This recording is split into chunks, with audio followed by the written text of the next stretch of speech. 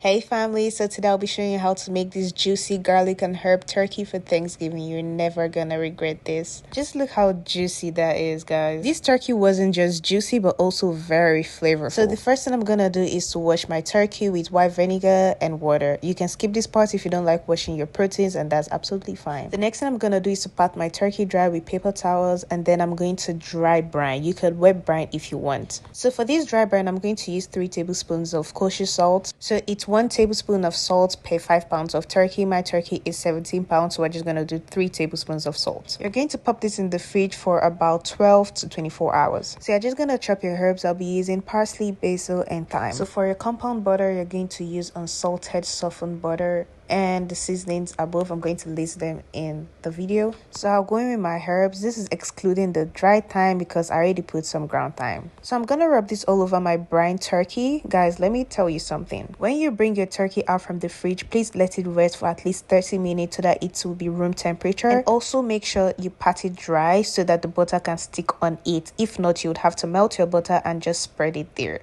I'll do that later in the video. Next, I poured all my veggies in my tray. Now for the butter you're going to inject in your turkey, it is 4 bars of butter and the same seasonings you use for the compound butter. So this is just me putting the melted butter on the part that didn't have compound butter because I did not let my turkey get to room temperature before I put my compound butter in it. This is very important. So the next thing you're gonna do is to stuff your turkey with all the veggies you have. I'm going to inject my turkey with the melted butter mix. You're going to make sure you're targeting the breast. I targeted about 5 places in the breast, just make sure it's moist. Then I'm gonna pop this in the oven at 375 degrees Fahrenheit for the first hour. After the first hour, you're going to bring it out and inject it in the same area with some of the butter and some of the broth. Then you're gonna cover it with foil or some cheesecloth and pop this back in the oven at 300 degrees Fahrenheit for 2.5 hours. And after every 30 minutes, you're going to inject your turkey with some of the broth and the butter mix, ensuring you're targeting the breast especially and other parts. So in total, you're going to inject your turkey